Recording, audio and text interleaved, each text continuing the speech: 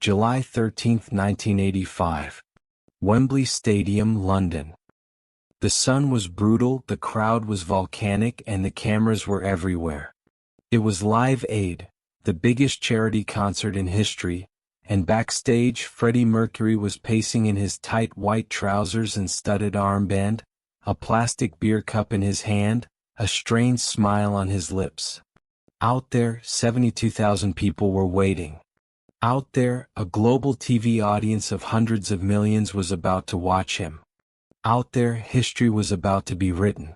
And yet, in the minutes before he stepped onto that stage, Freddie Mercury felt something he almost never admitted. He felt utterly, terrifyingly alone. He had everything: fame, money, success, power, a band that trusted him completely, but inside there was a growing hollow he couldn't fill. His love life was chaos, his identity was split in pieces, and for the first time, the roar of the crowd didn't feel like enough. That afternoon, Freddie would deliver what many call the greatest live performance in rock history. But what no one saw was what happened before and after those 20 legendary minutes. The panic in his dressing room, the conversation that shook him, and the question that haunted him long after the applause died. How can the whole world love me, and I still not know who I am? What was Freddie running from that day? Who did he really sing to at Wembley? And why did a performance that looked like pure triumph from the outside feel like a desperate prayer on the inside?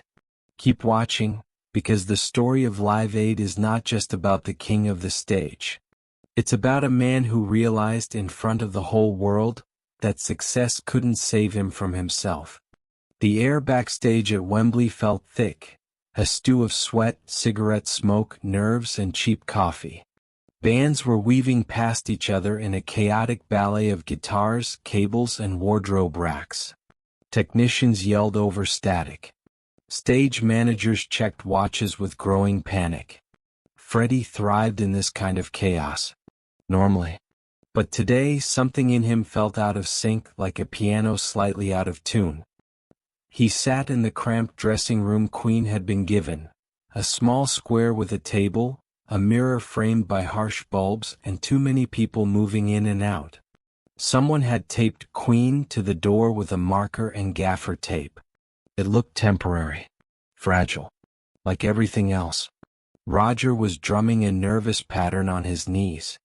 Brian was tuning an imaginary guitar with his long fingers, his mind running through arrangements.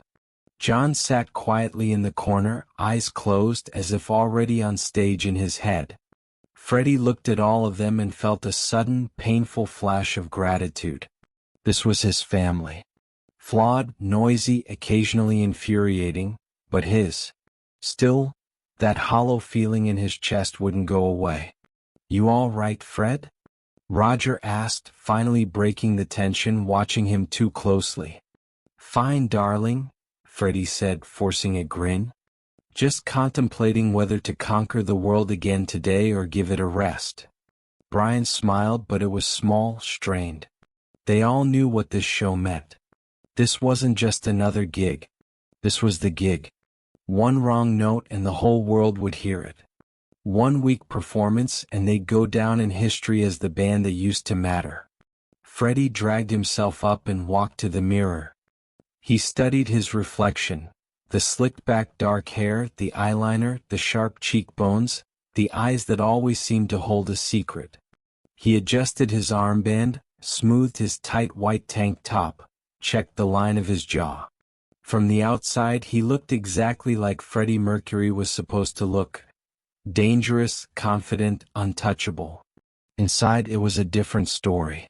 The house was still divided, old love, new love, men, women, past and present pulling him in different directions. Nights that ended in random arms.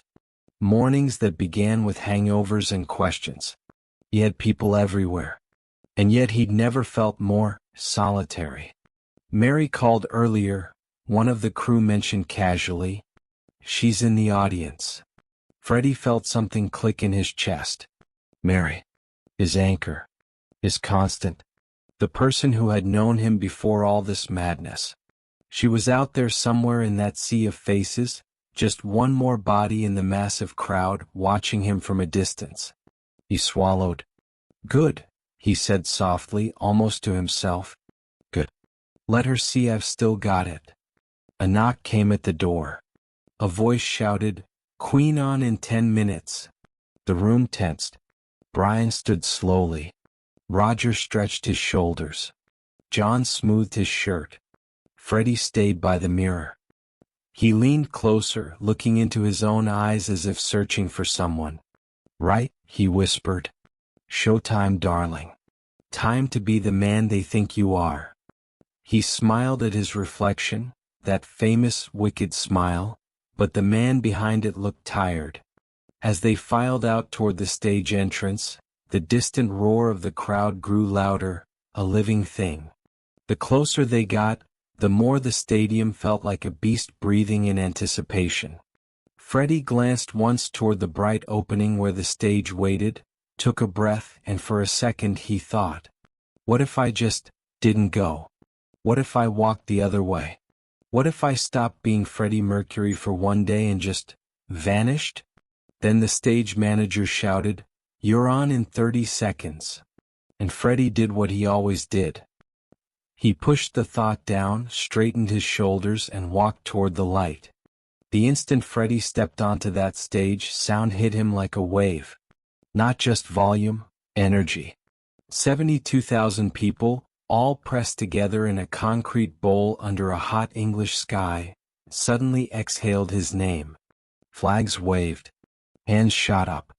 Voices rose in a roar that vibrated in his ribs. He slipped into the role as easily as putting on a favorite jacket. Freddie Mercury, the impossible star. The man who could make an entire stadium lean forward with a flick of his wrist.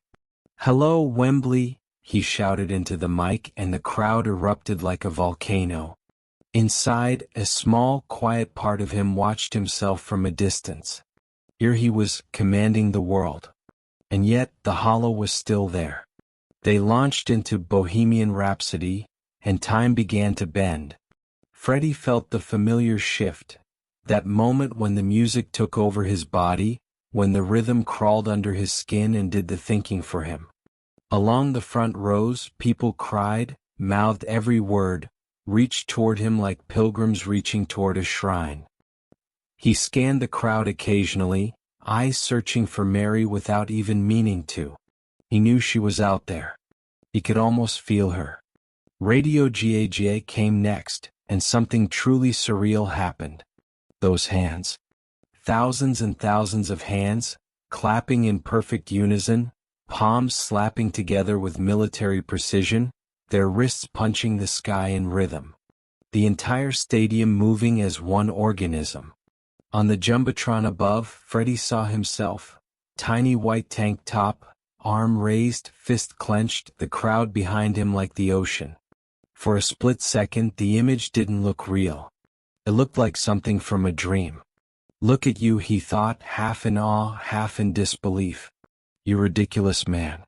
Who gave you this much power?" Then, almost immediately, "And why doesn't it feel like enough anymore?" He grinned, threw his head back, and pushed his voice harder. During Hammer to Fall, sweat dripped down his neck, his chest, his spine. His body felt alive, every muscle engaged, every cell electric. The adrenaline was a drug stronger than anything outside Wembley's walls. The call-and response IEO moment came, and the stadium became a choir. He sang a note. They sang it back. He went higher. They followed. He played with them like a conductor, and they obeyed him joyfully, eagerly, completely. It was intoxicating. It was absurd. It was the closest thing to godhood rock and roll could offer. And yet, somewhere behind the swagger and the vocal gymnastics, the thought whispered, "They love a version of you you've built. A mask you created. Will they still love you when they see all of you?" When they launched into We Are the Champions, the entire stadium seemed to lean in emotionally. This wasn't just Queen's song anymore. It was everyone's. Freddie looked out over the crowd. faces blurred by distance, hands raised, mouths open, strangers united by his voice. He felt something break open inside him. He sang like a man trying to prove something, not just to them but to himself. "I've paid my dues time after time." Well, he had. In dingy clubs, in cold vans, in small rooms where no one believed in him. In the confusion of his own heart. In the ache of trying to be everything, son, lover, friend, star, and always feeling like he was failing someone. As the final chord rang out and the stadium roared, Freddie raised his fist one last time and bowed his head, letting the noise wash over him. It should have felt like complete victory. Instead, it felt like a question. The moment Freddie stepped off stage, the world shrank. 20 minutes earlier, he had been standing in front of 72,000 people. A sea of faces, a living organism responding to his every breath, his every gesture, his every note. But backstage, the noise evaporated like mist. The walls felt too close. The air felt thin. His heartbeat, loud in his chest, felt like the only sound left in the world. He walked down the metal stairs behind the stage, still half blinded by sunlight, half deafened by applause. Sweat dripped down his spine. His hands shook slightly, not from nerves but from the intensity of what had just happened. Someone clapped him on the back. Someone else thrust a cold drink into his hand. Another voice shouted, "Brilliant, Freddie. Absolutely brilliant." He nodded, smiled automatically through a flamboyant, "Thank you, darling," over his shoulder, but inside his mind was spinning. He stepped into Queen's dressing room and shut the door behind him. Silence. The sudden stillness made him dizzy. He leaned back against the door, eyes closed, inhaling shakily. "I got outside. Just a man in here." Roger burst in a moment later, high on adrenaline. "Bloody hell, Freddie, did you feel that crowd? Jesus, you set the place on fire." Freddie forced a grin. "Well, someone's got to." Brian came in next, flushed, grinning ear to ear, his curls wild from the heat. I don't even have a word for it." John followed, quieter but equally stunned. "They were with you. All of them. Every single one." Freddie laughed lightly, but something in the sound cracked. "Of course they were, darling," he said. "They always are." Roger collapsed onto a chair, reaching for a bottle of water. "No, Freddie. This was different. That wasn't a good show, that was the show. I've never seen anything like it." Brian added, eyes shining, This will be remembered." Freddie looked at them, his brothers in every way but blood, and tried to absorb their excitement, their joy. He wanted to feel it. He wanted to match it. But the hollow in his chest was still there, untouched.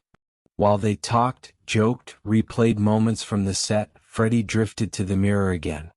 His reflection stared back at him like an accusation. Sweat smeared the eyeliner at the corner of his eyes, smudged like bruises. His hair was damp, sticking slightly to his forehead. His chest rose and fell too quickly, as if the performance was still happening inside him. He leaned forward, resting both hands on the counter. "Why do I feel nothing?" he whispered to himself. Because that's what scared him most. The performance had been electric, transcendent, perfect. And yet, the moment it ended, something inside him collapsed into a kind of emotional numbness, like a man stepping out of a blazing spotlight directly into darkness. Brian caught a glimpse of him in the mirror. "You all right, Fred?" Freddie straightened immediately. Yes, of course," he said lightly. "Just coming down from the high, dear." Brian studied him for a moment too long, long enough that Freddie looked away. The truth was something he couldn't say aloud. He felt more alone now than he had on that stage. The knock on the door. A soft knock came. A crew member poked his head in. "Freddie? There's someone asking for you." Freddie raised an eyebrow. Unless it's Princess Diana or a man with cheekbones you could hang laundry on, tell them to wait. The crew member smiled awkwardly. It's Mary Austin. Freddie froze. The room seemed to tilt slightly like gravity had shifted. Brian, Roger, and John went quiet, exchanging looks that said everything without words. Mary was different. Mary wasn't press. Mary wasn't a fan. Mary wasn't a party guest or a lover or a distraction. Mary was the one person in the world Freddie couldn't lie to. Not convincingly. Not for long. Send her in, Freddie said softly. He walked in. Mary entered the room hesitantly, almost shyly, as if unsure whether she was interrupting something sacred. Her blonde hair was pulled back loosely. She was wearing a simple blouse and jacket. Understated, classic Mary. Her eyes were still red from crying. Whether from pride or emotion or something deeper, Freddie couldn't tell. Freddie, she said, her voice trembling with something he couldn't name. He crossed the room in 3 long steps and pulled her into a tight embrace. For the first time that day he felt something shift inside him. Something warm, something human. When he stepped back, she cupped his face in her hands. That was the greatest thing I have ever seen in my life, she whispered. You were magnificent. He smiled, but she saw through it instantly. Her eyes narrowed with concern. What's wrong? She asked softly. His breath caught. How could he explain it? How could he tell her that in the moment the world crowned him a god? He felt like a ghost? How could he tell her that no amount of applause could drown out the loneliness? How could he tell her that the larger his legend grew, the smaller he felt inside? He opened his mouth to speak, but no words came.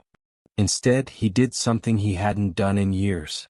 He leaned forward and rested his forehead against hers.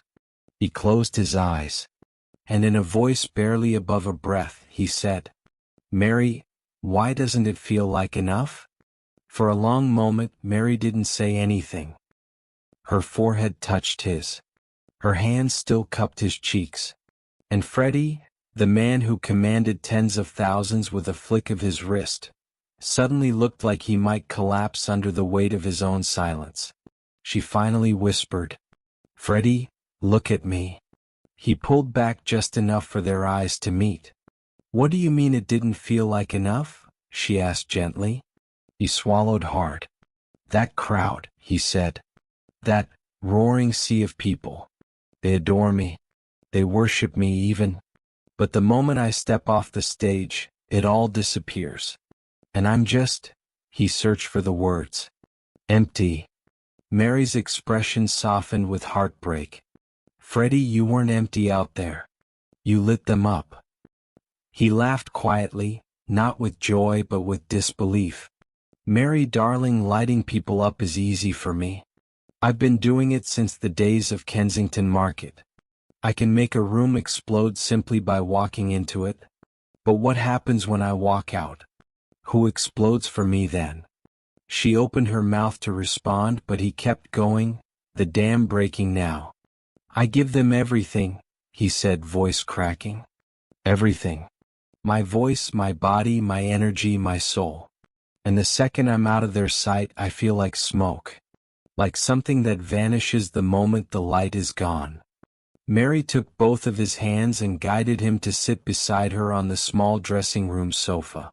Freddie, she whispered, you're allowed to feel lonely, even when the whole world is singing your name. He stared down at their intertwined hands, her calm, steady fingers holding his trembling ones. You know what frightens me? He asked softly. She waited. That this, he gestured vaguely to the space around him, meaning the applause, the fame, the legend, is all I'll ever be. A performance. A costume. A mask people recognize, but no one truly knows. Mary shook her head. I know you, she said. I always have. He looked up, eyes glassy. Then why don't I know myself anymore? The unseen cost of greatness. Mary hesitated, choosing her words carefully. Freddie, what you do out there, what you just did out there, takes more than talent. More than charisma.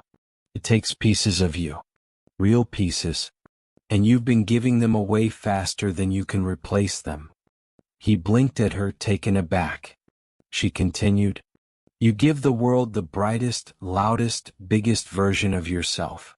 And the brighter that version gets, the more it casts a shadow on the man underneath. His throat tightened. Is that what you see when you look at me?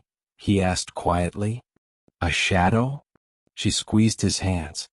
No, she whispered. I see both. And I think you're forgetting that the man behind all of this, she gestured toward the stadium outside, is allowed to be scared. Allowed to be sad. Allowed to want something more real than a crowd's approval. Freddie looked away, breathing shakily.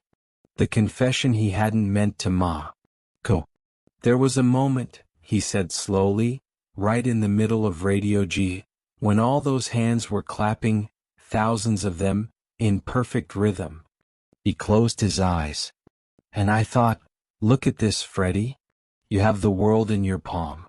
Why does it still feel like you're missing something? Mary exhaled a small, pained sound. What do you think you're missing? She asked. He opened his eyes again, and this time, the vulnerability in them was almost unbearable. Someone to come home to, he whispered. Her heart twisted. And you don't feel like you have that? She asked, even though she already knew the answer. Not really, he said softly. I have lovers. I have distractions. I have nights filled with noise. But when the dust settles, I feel like I'm standing in the center of a party I threw, and everyone else has someone to go home with but me. Mary looked down, blinking away a sudden sting of tears. Freddie, you had that. With me. For years. He nodded painfully. I know. And I lost it. I ruined it. And I hate myself for it. She reached out and touched his cheek. You didn't ruin it, she said. You just changed. And so did our relationship. But I've never left you. Not truly. He closed his eyes at the touch, leaning into her palm like someone starved for comfort. But I can't be what you were to me, she continued gently. Not anymore. That was another time. Another version of us. He nodded again, swallowing hard. I know. I know. And I don't want to ask you to fill a role that doesn't belong to you anymore. He opened his eyes. I just don't want to feel so alone when I'm surrounded by so much noise. Mary wrapped her arms around him, slowly, deliberately, and Freddie sank into her embrace. For a moment he wasn't Freddie Mercury, rock god, legend, icon. He was just a man holding on to the only person who ever saw him clearly. The soft truth Mary finally SPO. She whispered into his ear. Freddie, you don't need the whole world to love you. You just need a few people who love the real you. And you have that. You've always had that. He clung to her tighter. Then why doesn't it feel like it? Mary pulled back slightly and placed her hand over his heart. Because you're giving all your love out there, she said, gesturing toward the stadium, instead of giving some of it in here. She pressed her palm lightly against his chest. And this part of you is starving. Freddie's breath caught. He didn't deny it. He didn't make a joke. He didn't perform. He just nodded, a small, broken nod, as tears finally threatened at the edges of his eyes. And for the first time that day, he let himself feel the truth. He could conquer Wembley. But he couldn't conquer the loneliness inside himself. For a long while they didn't speak. Freddie sat there with Mary's arm wrapped around him, the distant thunder of Wembley still echoing somewhere far outside that tiny dressing room. It sounded like another universe. A universe he'd left behind the moment he stepped off stage. Here, in this quiet, dimly lit room, the legend couldn't help him. Freddie Mercury didn't exist here. Only Farrokh Bulsara did. The boy from Zanzibar. The outsider. The dreamer. The man who loved too loudly and hurt too quietly. He let out a shaky breath. Mary, do you ever think I've become two different people? She leaned back slightly, studying him with that gentle concern that only she could give him. What do you mean? He looked down at his hands, still trembling, still electric from the stage. There's the Freddie they all see. The one who struts, the one who commands, the one who jokes and teases and blows kisses to crowds. That Freddie is bulletproof, untouchable, immortal. He swallowed. Then there's the other one. Mary's voice softened. The one only a few people know. He nodded. He's tired. He's confused. He feels lost. And I don't KN. His voice cracked mid-sentence. He stopped, trying to collect himself, fingers digging into the fabric of his trousers. I don't know which one is real anymore, he whispered. Mary touched his hand gently. They're both real, she said. They're just different parts of the same person. Freddie gave a small, humorless laugh. Feels more like a fracture. The confession he'd never set out loud. Mary tilted her head.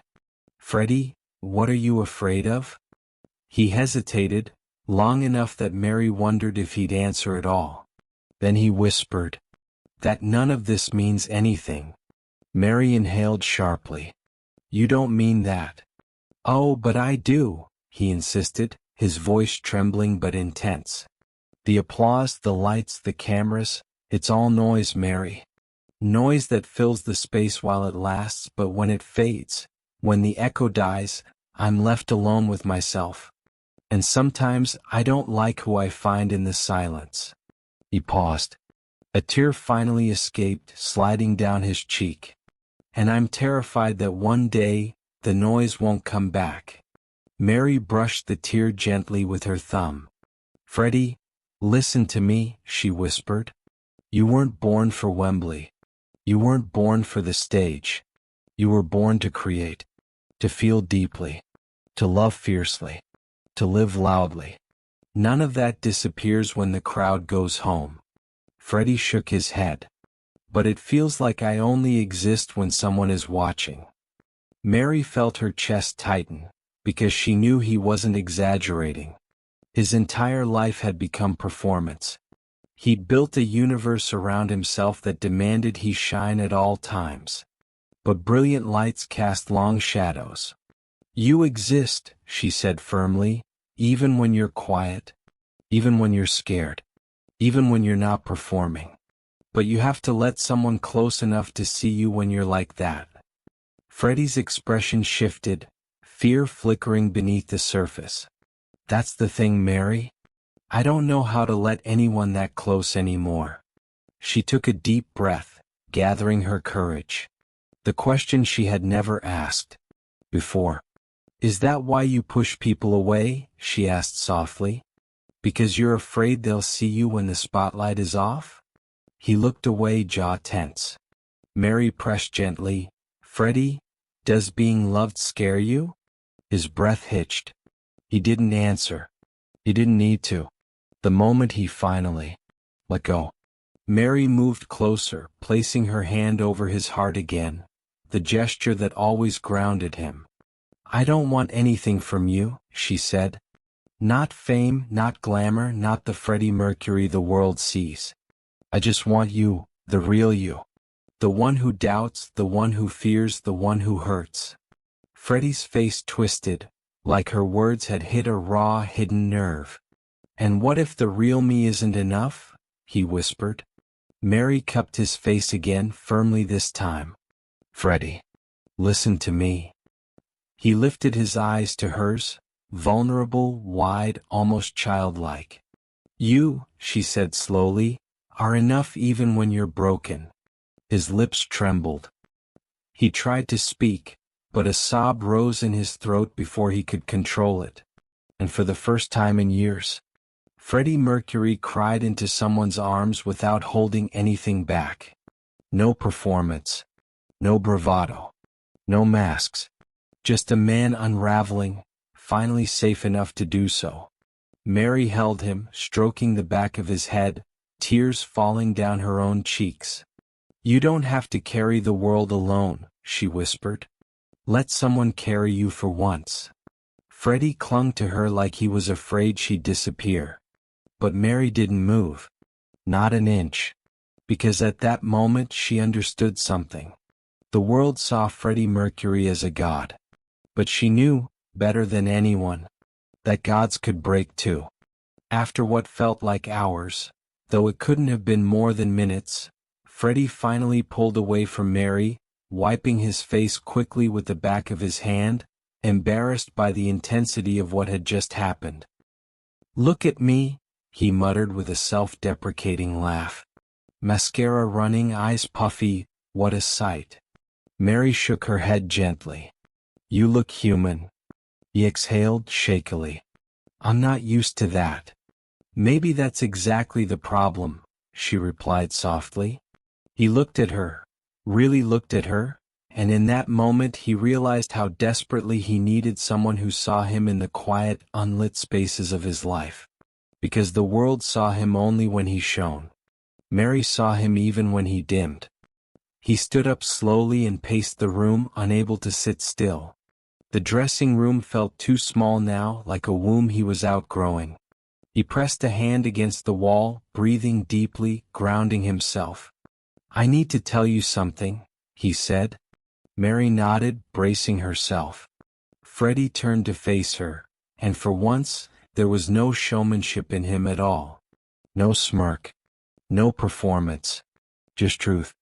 "When I was out there today," he began, "when that entire stadium was clapping in sync, when the cameras were on me, I felt invincible. But right beneath that feeling was something darker." Mary listened, heart aching. "It felt like I was disappearing," he said. "Like the louder they screamed, the more I faded. Like the world's version of Freddie Mercury is getting bigger and bigger, and the real me is shrinking to make room." He swallowed. "If I don't hold on to something, someone who knows me beyond the stage, I'm afraid there'll be nothing left to hold on to." Mary stepped closer. "And you think I'm that someone?" she asked, voice trembling. "You always have been." She blinked back emotion. "Freddie, you know I'll always be here for you. But I can't be the foundation for your whole world anymore." He nodded. "I know. And I'm not asking you to be. I just need you to remind me of who I am when the lights go out." Mary allowed herself a small, sad smile. "I can do that." The shift he didn't exp. City. Just then the muffled sounds of another band's set drifted through the walls. Paul Young singing to thousands. The concert was still going on without him. For the first time in his life, Freddie didn't feel the urge to run back to the stage. For the first time he didn't feel jealousy or fear of missing out. He felt peace. A strange, new kind of peace. Mary sat beside him again. "Freddie," she said softly, "I think you're searching for something you've been denying yourself for years." He tilted his head. "And what's that?" "Stillness." He laughed quietly, but there was no mockery in it. "Stillness, darling, is my greatest enemy." "It doesn't have to be," she replied. "You don't always have to outrun the silence. You can walk into it. You can let yourself rest." He considered this, rubbing his hands together thoughtfully. Rest. It was a foreign word. A terrifying word. A necessary word. Freddie Mercury was motion, fire, velocity. Resting felt like drowning. But today, with his mascara smudged and his heart exposed, it didn't feel so impossible. The promi he made. He took Mary's hands again. "Tonight," he said slowly, "I realized something. Something important." She waited. "I realized that the stage can't save me." The words were heavy, but they were the truest thing he had ever said. "It can lift me," he continued. "It can electrify me. It can make me feel like the god they think I am, but it can't save me. Mary nodded. Then what will? He looked into her eyes. People, he said simply. The right people. The ones who don't want Freddie Mercury the legend, but Freddie the man. He squeezed her hands gently. And I haven't taken care of that man. Not for a very long time. Tears rolled down Mary's cheeks, tears of relief, of recognition, of grief for all the years he had run from himself. Then start tonight, she whispered.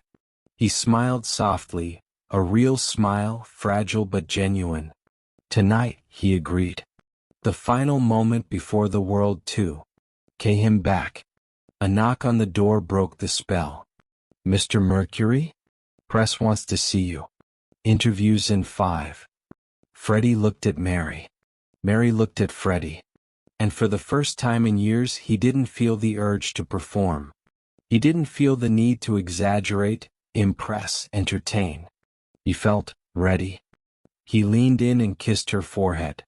Thank you, he whispered, for being the only truth in a world full of noise. She touched his cheek one last time.